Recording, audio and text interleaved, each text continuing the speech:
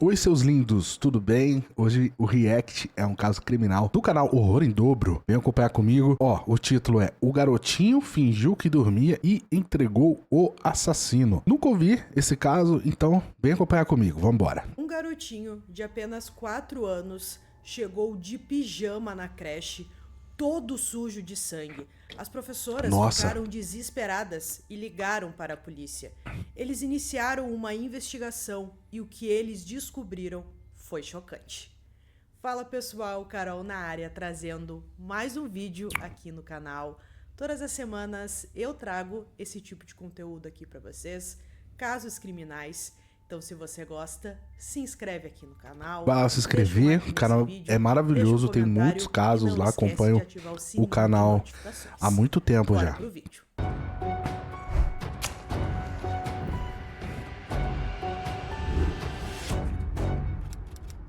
Horror em Dobro, casos criminais. Em 2003, Jack e Linda Myers tinham uma grande fazenda em Bradford, Ohio. Nessa época, ele estava com 51 anos e ela com 55. Eles administravam uma pizzaria, alugavam imóveis residenciais e ajudavam a criar Era um seus casal netos bem de 4 sucedido, anos, né? Damon. Jack e Linda decidiram ajudar na criação de Damon, pois sua mãe, Amber, tinha apenas 17 anos quando engravidou e precisava de apoio. O pequeno tornou-se o centro do universo para eles logo depois. E Jack e Damon se tornaram inseparáveis. Jack e que Damon legal. eram melhores amigos, lembram os familiares. Damon achava que andar de cavalo por aqueles campos era a coisa mais legal do mundo. Naquele ano, Amber, agora com 20 e poucos anos... Eu tô pra assistir Tio Guys. Em dezembro o meu sobrinho chega e faz muito tempo que não tem uma criança na família, né? Todo mundo tá muito grande da família, então todos nós estamos ansiosos. Uma criança quando chega é um anjo na família, né? Então, por isso que toda vez que eu vejo criança eu fico com os olhos brilhando. havia se casado e alcançado a estabilidade financeira pela qual vinha batalhando. O plano era o seguinte: depois que o Damon terminasse a creche, ele se mudaria para a casa da mãe em período integral e começaria o jardim de infância em seu novo bairro, a apenas 30 minutos de distância. No dia 27 de março de 2003, às 9h15 da manhã, o despachante de emergência do condado de Drake recebeu uma ligação que ele nunca mais esqueceu. Do outro lado da linha, a voz de uma professora, em pânico, enquanto ela tentava explicar o que estava vendo. Um menino de 4 anos tinha acabado de chegar à creche.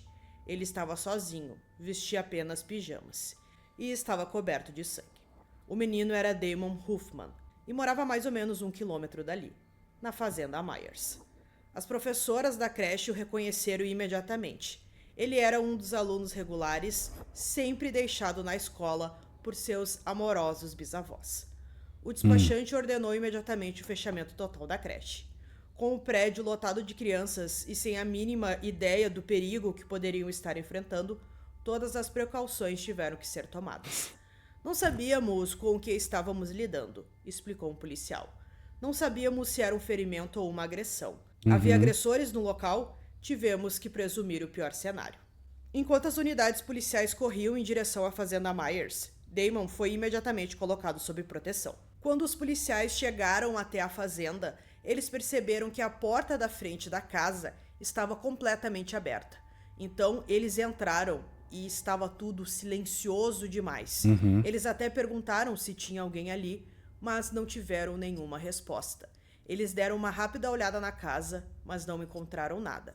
Até que eles chegaram no quarto do casal. Quando eles abriram a porta, encontraram o Jack e a Linda mortos em cima da cama. Jack havia levado um tiro na nuca. Linda havia sofrido ferimentos de bala no rosto e na mão.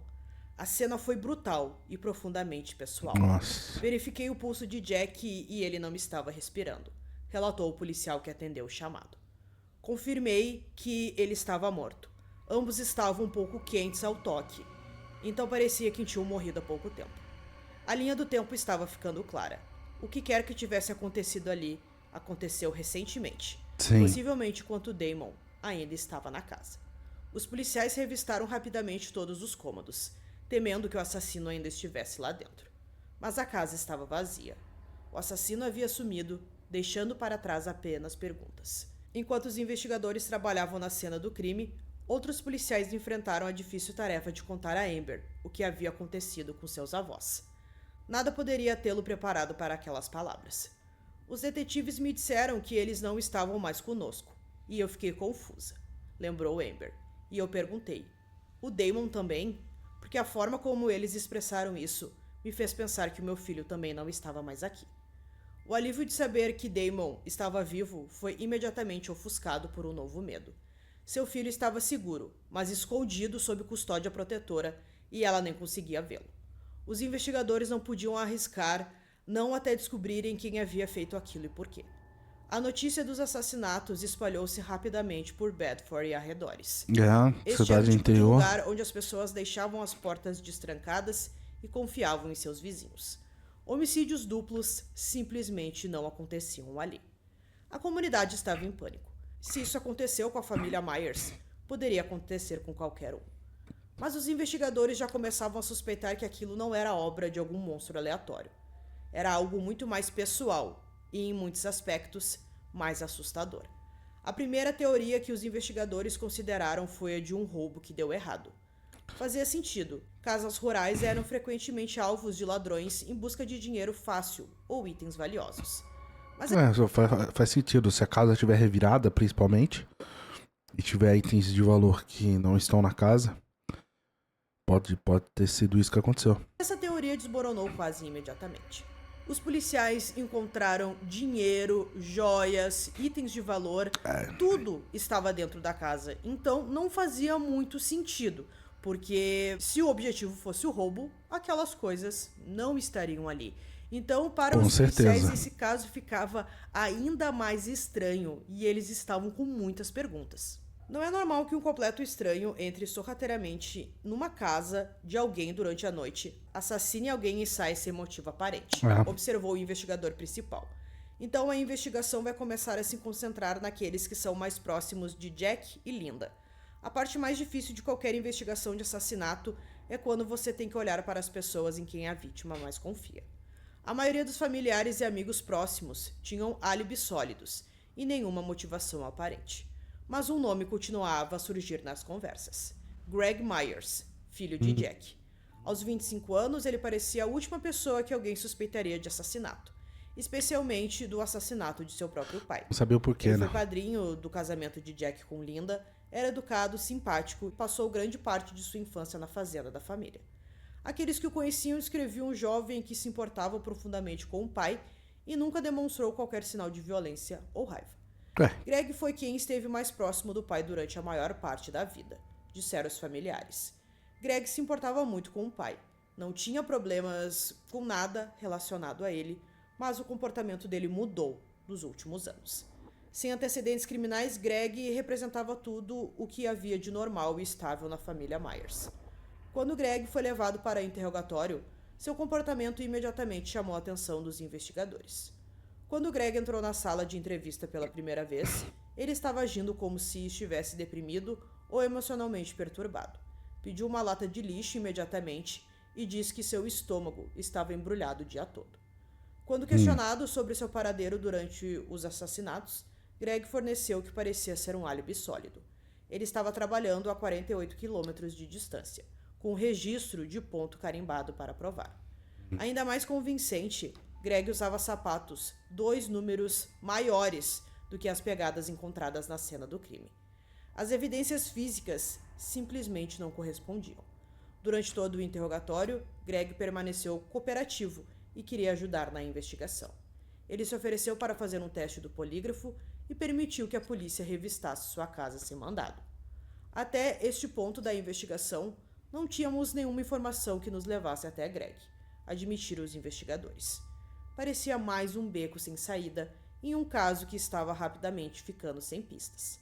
Mas pouco depois, a polícia encontrou a testemunha-chave do caso, o pequeno Damon. Quando ele acordou naquela manhã, percebeu que havia alguma coisa muito errada. Não era comum dos seus bisavós deixá-lo dormir até mais tarde. Normalmente, Jack e Linda o acordavam, o ajudavam a se vestir e se certificavam de que ele tomasse café antes de ir para a creche. A casa parecia diferente de alguma forma, silenciosa demais. Como não queria se atrasar Estranho, para a creche, né? Damon desceu as escadas para ver como estavam os avós. E, gente, ele tinha O que 4 encontrou anos no quarto no deles dia. era algo que nenhuma criança deveria ver. Jack e Linda estavam imóveis na cama, cobertos de sangue. Para a mente de uma criança de 4 anos, a cena diante dele era impossível de processar em termos adultos. Ele não conseguia compreender o que era aquilo e acreditou que os seus avós estavam derretendo. Quando os investigadores ouviram Damon usar essas palavras pela primeira vez, ficaram intrigados. O que derreter poderia significar? Mas ao questionarem, a verdade se tornou clara. Damon descrevia o sangue que viu, a forma como parecia escorrer dos corpos de seus amados bisavós. Em sua mente inocente, parecia que eles estavam derretendo. Em vez de correr, o corajoso garotinho tentou ajudar. Pegou lenços de papel e tentou cuidar dos ferimentos do bisavô. Jack e Damon eram inseparáveis, e Damon sabia que seu bisavô jamais teria desistido dele. Ele também não iria desistir do seu bisavô. Quando os lenços não ajudaram, Damon decidiu pedir ajuda. Pegou o telefone e ligou para a polícia, como havia aprendido. Mas nada aconteceu. A linha estava muda. Sem que Damon soubesse, o assassino havia cortado as linhas telefônicas para impedir que alguém ligasse pedindo ajuda. Quando o telefone não funcionou, Damon procurou outra solução. Lembrou-se que sua creche não ficava muito longe da fazenda, a pouco mais de 1 quilômetro da estrada. Então, era o único lugar que ele sabia que poderia encontrar ajuda.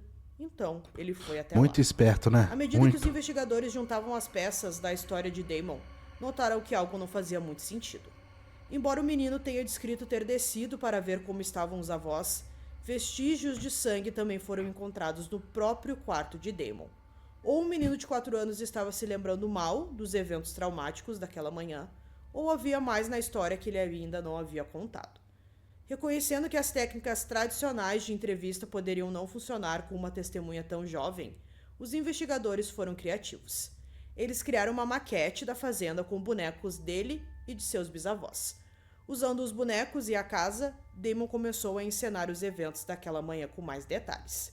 O que ele revelou causou arrepios em todos os investigadores presentes. Antes de descer para ver como estavam seus bisavós, enquanto ainda estava deitado na cama, Damon viu algo. Eu estava na cama dormindo. Ouvi a porta bater. Então dei uma espiada porque não queria ser pego acordado. Imaginei que fosse o vovô ou a vovó, entrando para falar comigo ou algo assim. Mas quando ele abriu os olhos, não era nenhum dos seus amados bisavós que estavam parados na porta. Fiquei completamente apavorado, assustado. Vi um homem apontando uma arma. Fechei os olhos e, por fim, abri os olhos para espiar. E ele tinha sumido.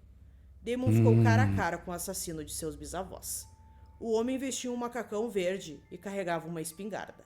Ele havia entrado no quarto do Damon, possivelmente para se certificar de que não havia testemunhas do que ele havia feito. Seja por qual for o motivo, o assassino deixou Damon vivo. Deixou ele A apenas 8 quilômetros da fazenda Myers, no rio Sweetwater, a polícia recuperou uma espingarda calibre 12. O número de série havia sido lixado na tentativa de impedir a identificação, mas os peritos conseguiram restaurá-lo. A arma correspondia perfeitamente à descrição de Damon. Os detetives vasculharam anúncios classificados de jornais locais onde as pessoas compravam e vendiam armas.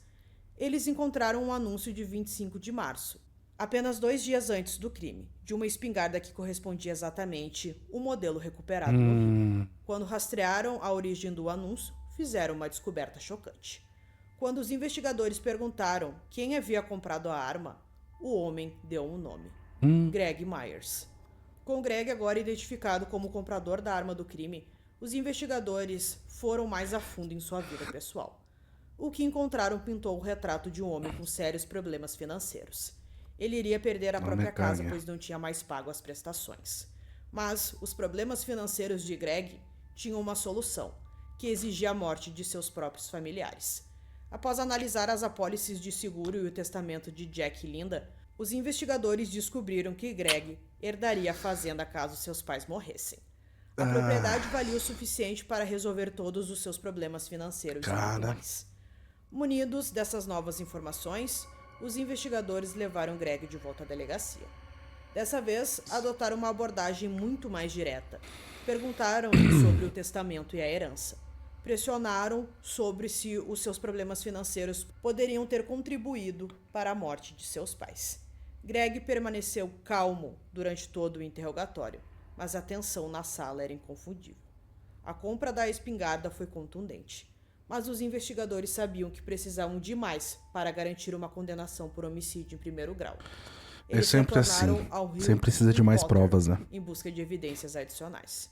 O que eles descobriram foi ainda mais perturbador do que esperavam. Boiando na água, havia um saco de lixo amarrado com um peso. Dentro dele havia tudo que era necessário para conectar Greg aos assassinatos. Um macacão verde que combinava perfeitamente com a descrição de Damon sobre o que o assassino estava vestindo, luvas com a impressão digital de Greg nelas, balas de espingarda calibre 12, exatamente iguais às usadas nos assassinatos, tênis que eram 2 números menores do que o tamanho de Greg, mas correspondiam exatamente às pegadas encontradas na janela da casa da fazenda, Ele premeditou tudo isso. Greg Myers foi a julgamento pelos assassinatos em primeiro grau de seu pai e sua madrasta, em abril de 2004. Em 27 de abril de 2004, após apenas algumas horas de deliberação, o júri do condado de Drake considerou Greg Myers culpado de 2 acusações de homicídio qualificado.